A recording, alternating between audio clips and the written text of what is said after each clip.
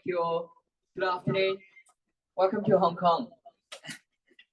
Okay, so my name is Adrian. I work in ACCA and I do research and also consultation paper. So today I did some research on a book called Rich Dad Poor Dad. Not sure if anyone read this book before.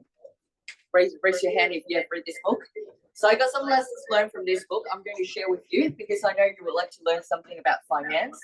Then afterwards I will do some exercise with you. Hopefully it can help with your test this afternoon.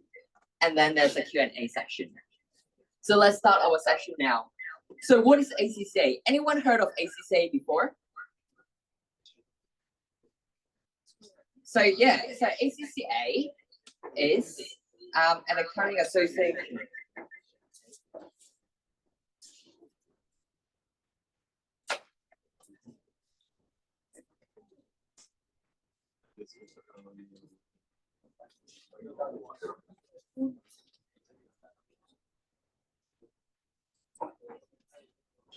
Sorry, guys.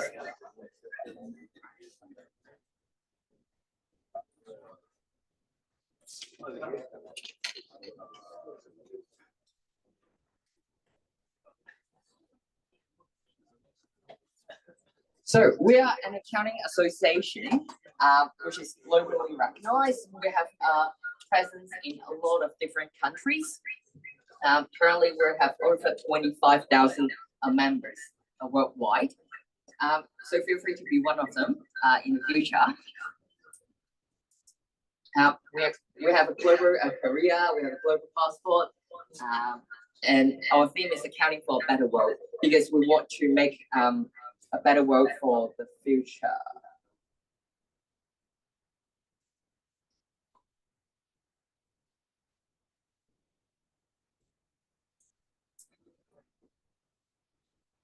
Okay, so let's start our sharing today. So this is the book that I talked about, Rich Dad Poor Dad, and there are 6 lessons learned in total. Acquire assets, not liabilities. Make money work for us instead of working for money. The rich invent money. Work to learn, don't work for money. Understand the taxes, accounting, and law. Overcoming obstacles. So, for the first lesson, collect assets, not liabilities. Assets are resources controlled by the entity. As a result of past event in which an inflow of economic benefit is expected. So assets bring money, put money in our pocket, and liabilities take money out of our pocket. Liabilities, the definition is a financial obligation of the entity as a result of past event in which an outflow of economic benefit is expected. So we need to understand the difference between assets and liabilities. We buy assets. So let's have a test. Anyone know what can give me an example of asset? Anyone want to try? Yes? Sorry? Yes, Bitcoin is. You get a little gift from ACCA. It is a pen. What else? What else? Have you want to help me to see which one is the first one? Okay, we'll try again. Okay, 1, 2, 3. Car. Yes, car is. What else? What else? Your house. Which one? Your house. A house. Okay, we'll get back to a house later, but you'll get a gift again as well. 2 more assets. Okay. Again. PP. Yes, equipment is one of them. Yeah. Yeah, planning equipment. Yeah. Knowledge, intellectual property. Yes, it is. How about liabilities? Anyone want to guess? Give me some example. Okay, let's put down our hands, and then we'll count from 1, 2, 3. Okay, 1, 2, 3. Okay, luxury car. Sorry. Luxury car. Luxury car. Luxury car. A car. A car. No, liabilities. Example of liabilities. Another try? Sorry? Liabilities. Your house, for example. Yeah, we'll get back to your house later. You have a mortgage on your house. Yes. Okay, right. Okay. So okay, let's put down our hands first, and then we'll count from 1, 2, 3. Okay, 1, 2, 3. Yellow. Yellow one. Yeah, yeah. That's yes. Okay, we'll guess one more. Okay, so put down our hands first. 1, 2, 3. Yes, student loan is one of them. So just now, the two gentlemen mentioned house. So house can be asset or liabilities. So a house that generates income is an asset, but a mortgage property is a liabilities because it takes money out of your pocket. So right. So let's look at the next slide.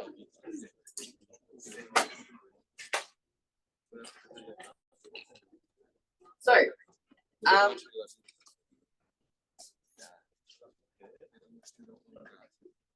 in the book, there are 3 different types of people. They call it the rich on the right, the middle class in the middle, and then the poor on the left. So I just call them 3 different types of people because they have just different spending habits. We can see the difference. On the left-hand side, those type of people earn their salary and then they spend it directly. So they pay rent, they pay for the food, they pay for the transportation. And in the middle, the spending habits is slightly different. They buy liabilities, not assets. So once they earn the salary, they buy a mortgaged house, they buy car loans, they buy a credit card debt, and they do the school loan. So what are those for? They buy a car through a loan, but they still have to pay it out. So it is a liabilities for them. And the remaining amount from the salary, they use it for the expenses. On the right-hand side, they're different. Once they earn some money, they buy assets that generate income. They buy real estate that is for rentals, and they earn rental income from it. They buy stock, which will give them a dividend. They buy bonds, which will give them interest. And they buy some intellectual properties, which will give them royalties income as well. So after they generate all this income, they'll pay for the liabilities and expense afterwards. So that's how their income statements look like. They use their money wisely. So remember to buy assets and not liabilities once you have the money.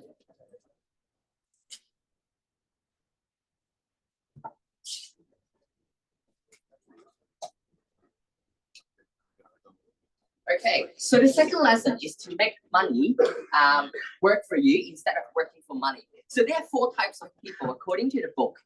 On the top left corner, it is employee. So what do employee do? Employee go to work 9 to 6. They work for the company and they get the money back in return. The amount of active work determines the income. So how much they work, they will get rewarded by the boss. If they work overtime, they probably don't get it, but they may get a promotion, which will give them an extra income. Self-employed, it is slightly different. So the amount of active work still determines their income, but it is like an Uber driver. So they can determine when to start work, when to finish work, and the length of the time determines their income. On the top right corner is business owner. Income does not depend on active work. They employ some employees to work for them. So someone works for them and they get the money from them, but they also take some risks. And on the bottom right corner is investor. Income does not depend on active work because they get some assets that we mentioned on the previous slide. They buy bonds, they buy properties that generate rental income. They buy stock that generate income. So even when they are sleeping, they get some income. So that's the 4 different types of making money instead of just working hardly. So the third lesson is the rich invent money. So how do rich invent money? This is an easy question. What do McDonald's sell? Anyone know? Yeah. The place where the burger is cooked. Burgers. The burgers and the place where the burger is cooked at the real estate. Yes, that's right. So let me use the microphone to say it out. So they sell burger, but they also sell they're also a real estate business, according to the founder of McDonald's. So they try to they actually bought a lot of good location places, the crossroad joints. So they actually buy properties and after a while, they sell the properties to earn the capital gain. So McDonald's, other than a burger business, they actually do a real estate business. And Tesla, anyone know what Tesla sells? Yeah, electric cars. So when other businesses like Toyota and Mercedes-Benz or other businesses are competing against each other for the traditional car, they invent electric vehicles and compete against the market. So we can see Facebook is actually we all know what Facebook is. It's a social media platform. So they create no content, but they still become yes. Sorry. Advertisement. Yes. Yes. So they do have some advertisement income. So like they do have some income source. They try to find ways to earn some income. Uber, they don't have any taxi, but they are one of the largest taxi company in the world. Airbnb, they don't have any hotel, but it is one of the largest hotel business in the world. Alibaba doesn't have inventory, but it is also one of the largest retail business in the world. So something interesting is happening. The rich keep on inventing money.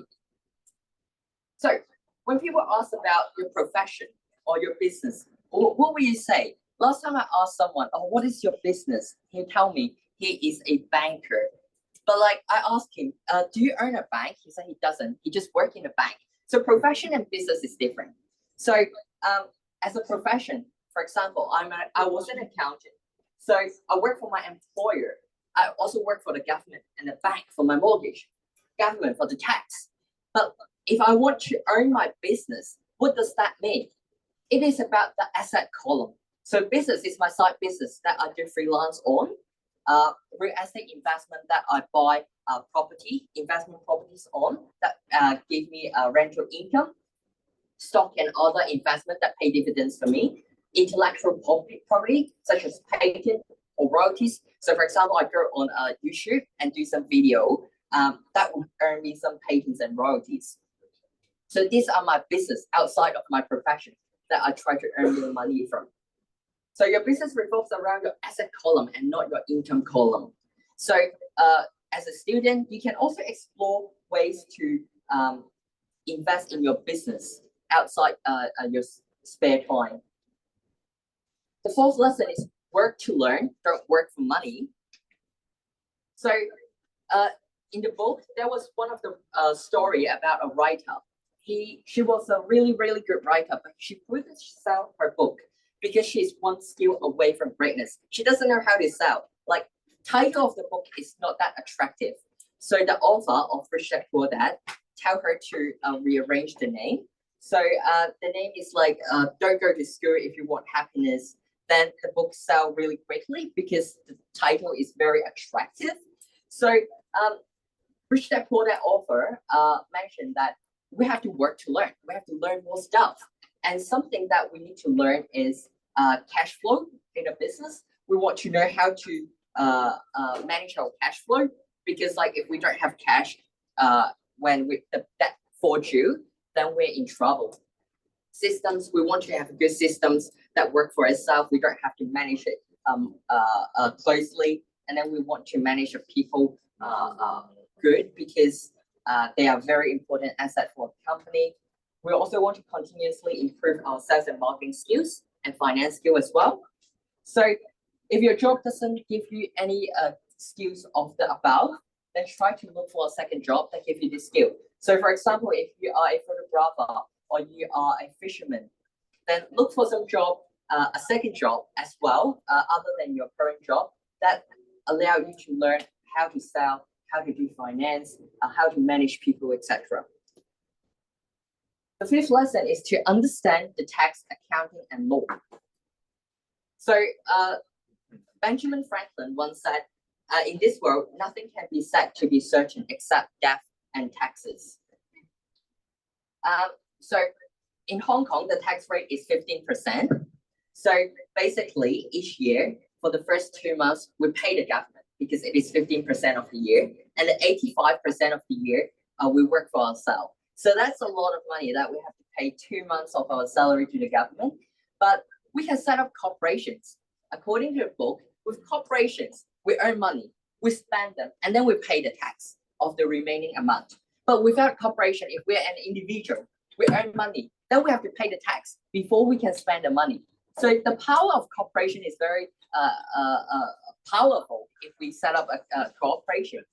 And also, there's something that is useful for setting up a corporation. We can protect our own wallet. So, for example, we set up our business, our own company, then we can be protected from lawsuit. If someone sue us, then we can protect all our assets other than those inside the corporations. And if something happens, we can also be protected.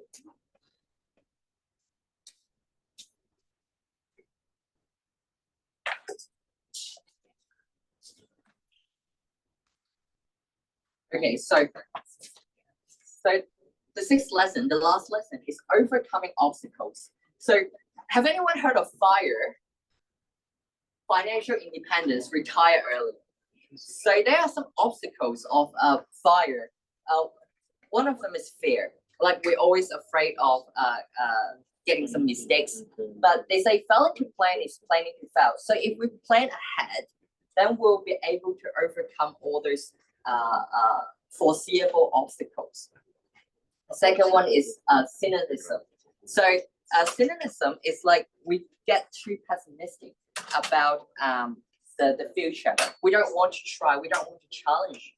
But like someone once said, the best time to start was yesterday, and the second best time to start is today. So like, don't be fair. Don't be pessimistic. Be optimistic. Think positive and try. The third is laziness. Sometimes we just get too comfortable in our comfortable zone.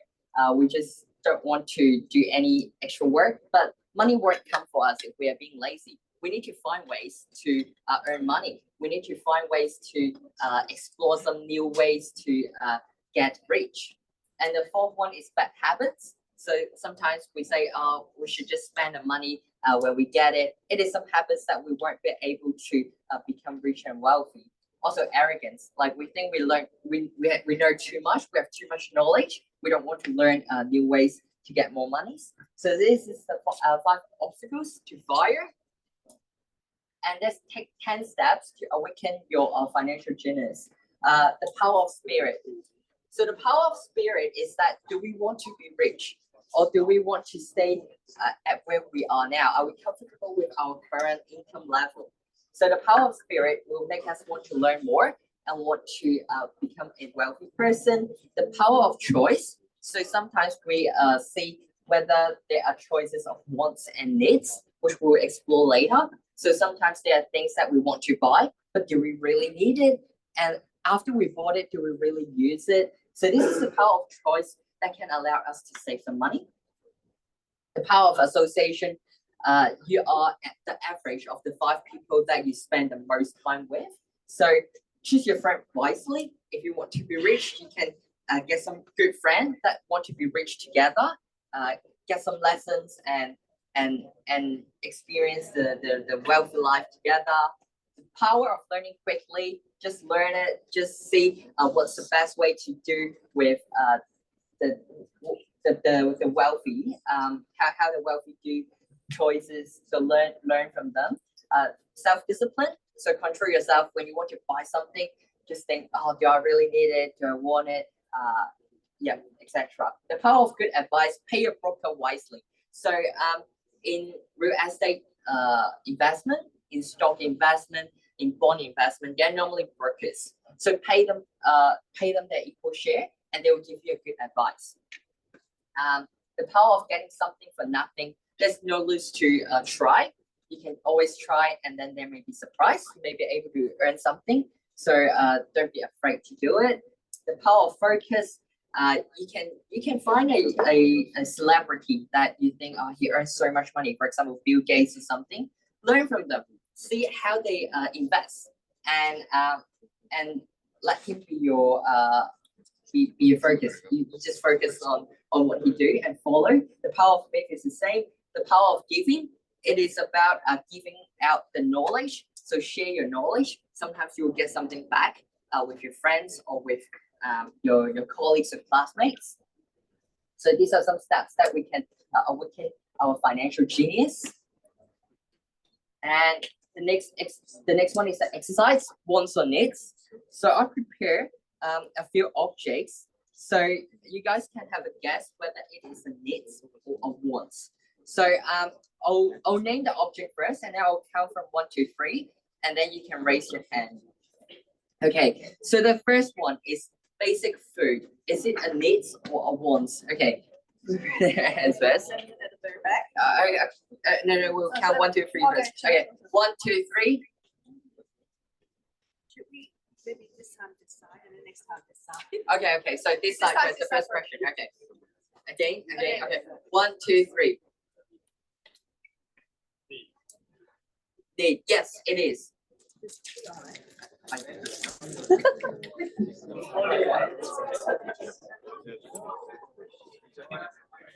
Okay, the second question on this side. Yeah. Okay, so the object is chocolate. Okay, 1, 2, 3. Lady at the back, the lady at the back. Yes, it is a want. Shall we do this side as well and then do that side? That's all. Okay, that's all. Okay, so the object is shelter. Okay, 1, 2, 3.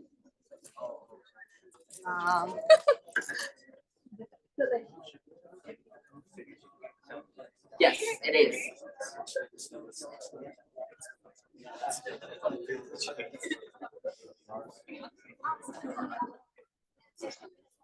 And this side.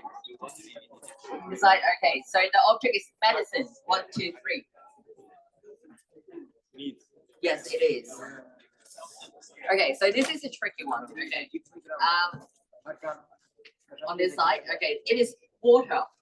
1, 2, 3.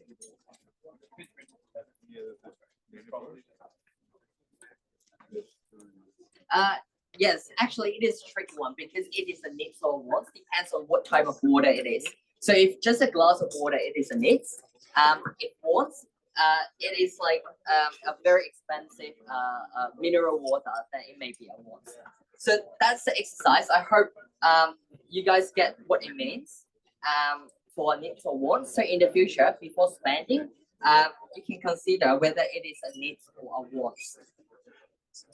So exercise 2, we'll do some financial literacy exercise. Hopefully it can help with your tests in the future. So we'll do some practical exercise. So here it is, investment appraisal method. So sometimes when we do investment as a company boss, we may want to see which project we want to invest in and how long it will pay back. So what is payback period? Payback period is like if I invest a certain money now, how long it takes for me to get the money back. So measures the expected number of years required to recover the original investment. So we accept the project if the payback period is less than target payback period. For example, if our boss say, okay, we want to get our money back in 3 years' time, then if the payback period is 2 years, then we accept the projects. If the payback period is over 3 years, it's over the boss expectation, is say 5 years, then we are not going to accept the project. So the payback period is the years before break even plus unrecovered cash outlay over cash inflow in the recovery year. So let's do an example. I'm sorry, what is recovered cash outlay? What does it mean? So it is, I'm going to explain it on through the example. So there are 3 projects in year 0, in year 1, year 2, and year 3. So let's look at project A. So the initial cost is negative 10,000. So in first year, it is going to have $30,000 in inflow. Should the company accept this project? Yes, because on the first year, less than the first year, the company is going to recover the amount. So how is it calculated?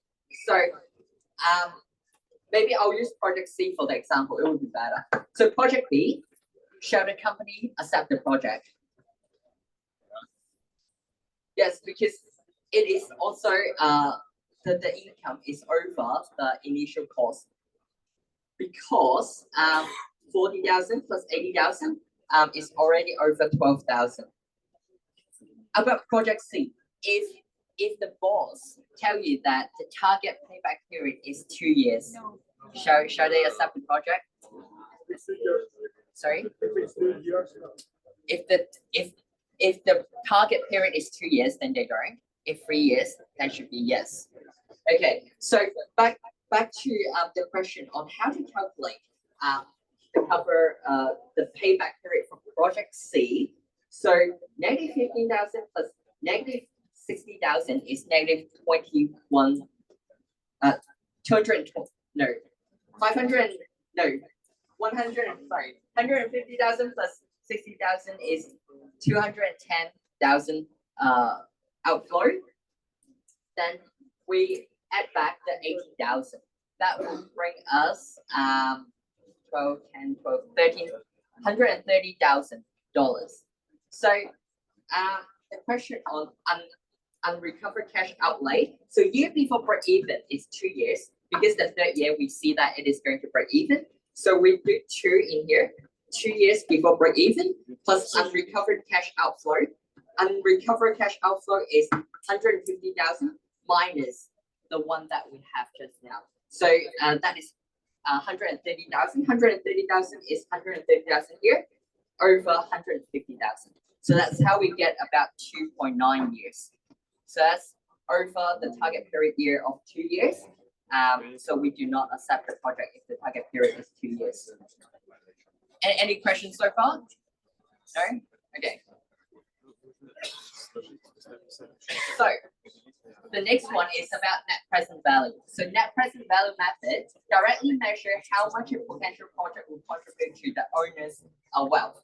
If the project NPV is over 0, then we accept the project. If it is less than 0, if it is a negative value, then we reject the project. If it is equal to 0, then we need more information to decide. Okay, so this is the formula. So back to the project just now, negative 10,000, 30,000, same, but we have a cost of capital as 10%. Let's just do an easy one. Second project probably. So 40,000 is the year that we get first year income. So 40,000 divided by 1.1 because the cost of capital is 0.1 to the power of 1 because it is the first year. The second year we get 80,000 income. So we use 80,000 over 1.1 to the power of 2 plus the third year is 50,000. 50,000. So 50,000 divided by 1.1 to the power of 3 minus the initial capital. Initial capital is 120,000. So it is a positive in here. So for the second project, we should accept the project. So that's how we calculate the NPV. Any question? Yeah. I think that was a mistake. Good pick out. So yeah, so yes. Why the power To the power of 2? Because so it is the interest, the cost of capital. So the first year we use the power of 1. For the second year we use to the power of 2. And the third year is to the power of 3. Yeah.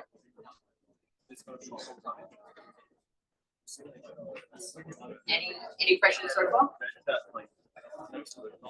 Got it? Okay. So we're going to the next one then.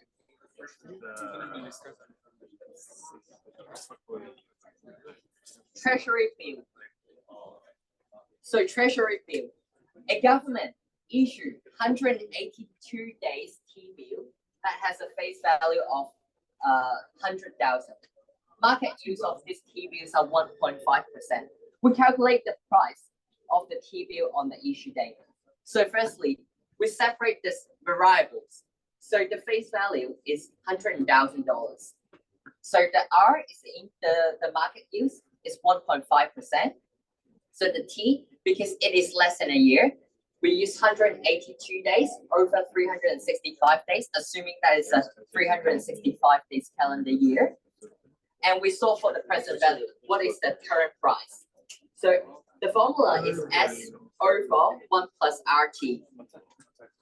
So the face value is 100,000. So 100,000 over 1 plus RT. R is 0.015 and T is 182 over 365. And that will give us $99,257. So the investors holding this T bill until maturity, they will pay this amount for the bill.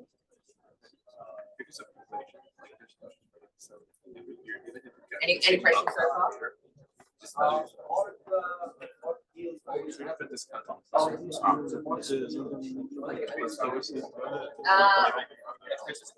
It depends, but if the question say 1.5, then we just follow.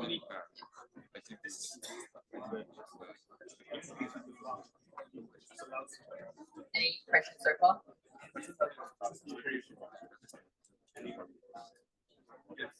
Okay, so I'll go on the next exercise. Yep.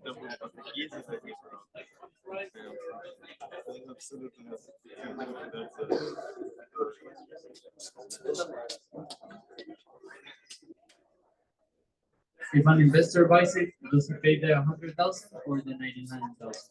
So they pay the 99,000, but upon maturity, they will get the 100,000 back. Yes.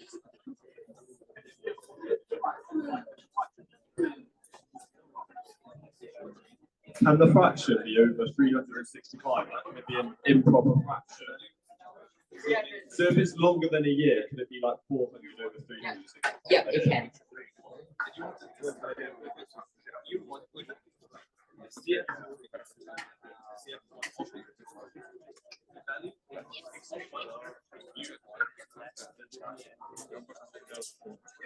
So 182 over 365 be the power of like 1 plus interest rate. Like it should be the power, right? It's not just by multiplying.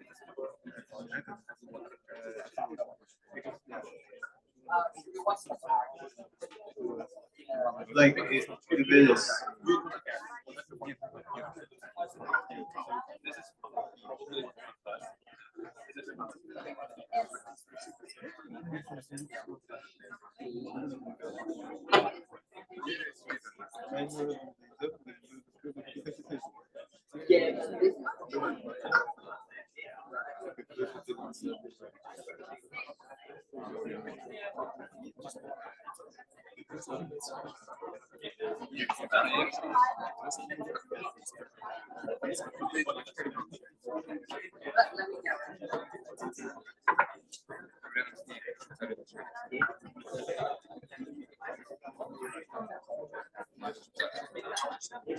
Shall we go on the next exercise?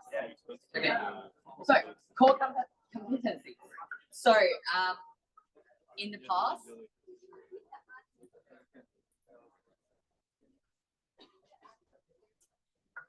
so 99,000.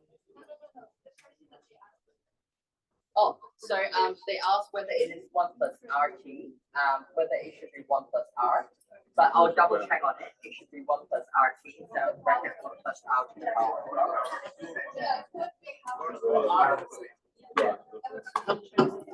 I'll check that. Yeah, this is the one.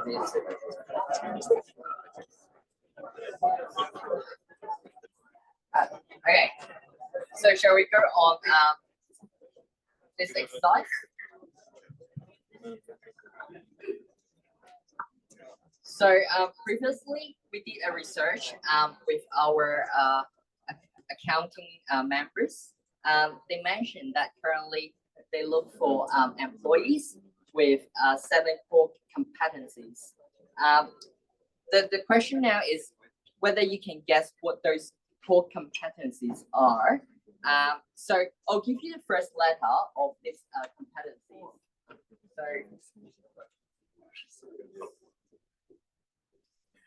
So So they look for the capabilities of these words in employees.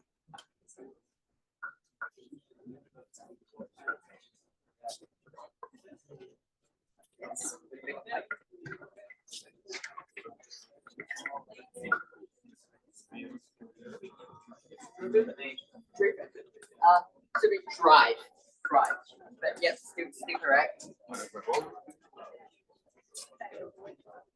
So drive is about the determination of lifelong learning, and how they want to proactively learn. Maybe it's change. No, not change. E for educated. Okay. E for educated. No, not educated. Expertise, yes.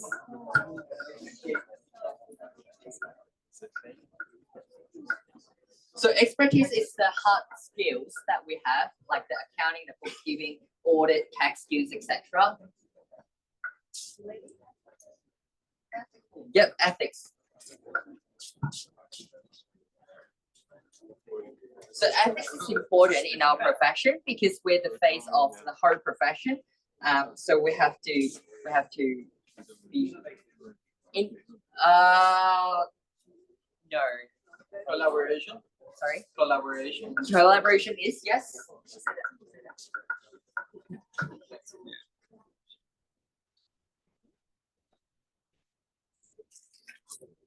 So collaboration is because we don't work in silos nowadays.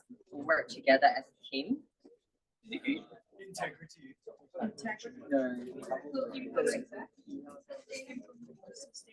Sustainability, yes.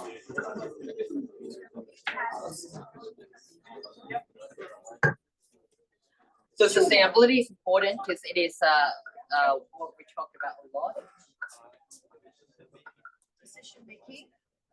No, it is not decision making. Implement. No, not implement. Sorry. No. That's agreement. Sorry. That's agreement. No. But similar. Dependence. No. Independence. Independent. No. Determination. No. Digital, yes.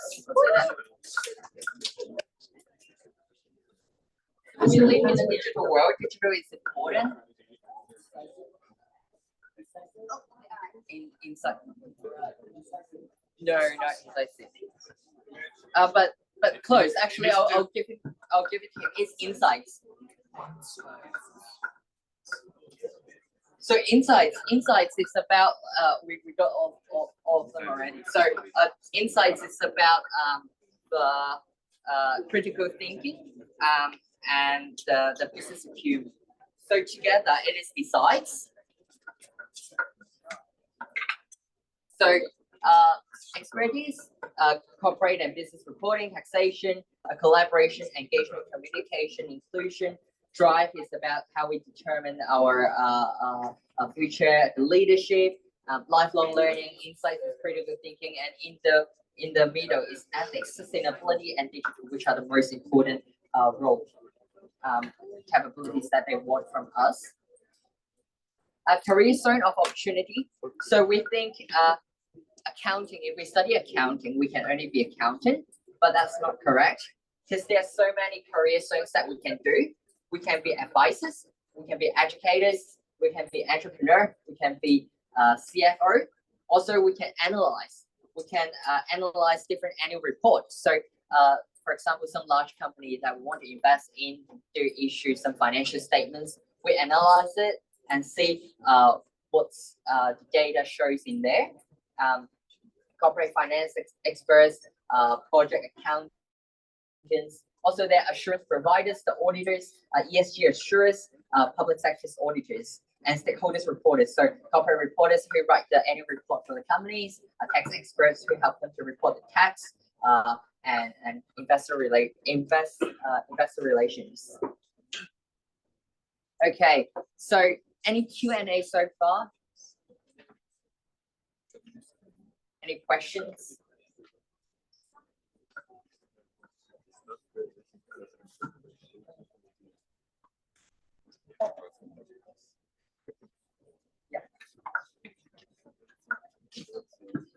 So you're like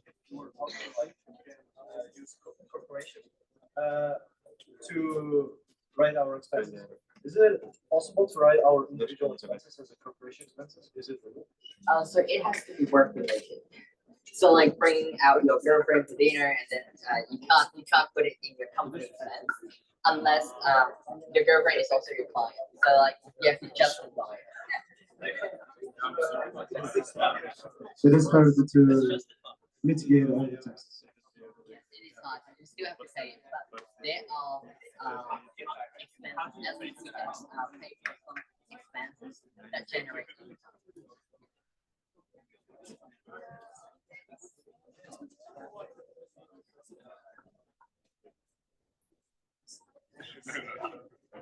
Any other questions?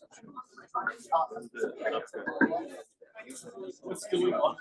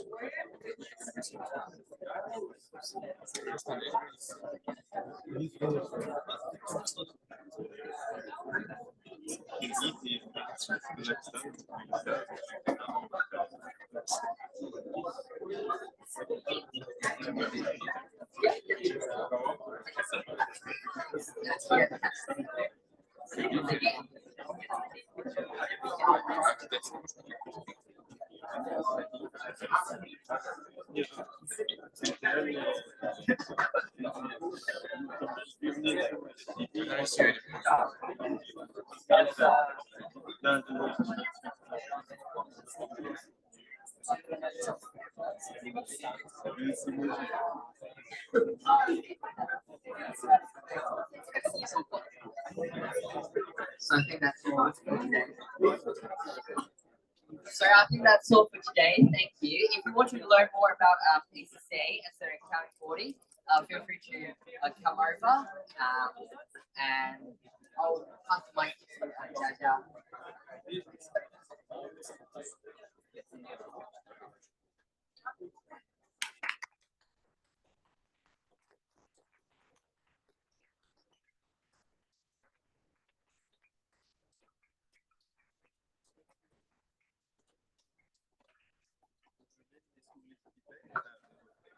Is there any announcement from the committee? So I think that's so much for today's lecture. Let's just give a round of applause to our distinguished guests from ACCA.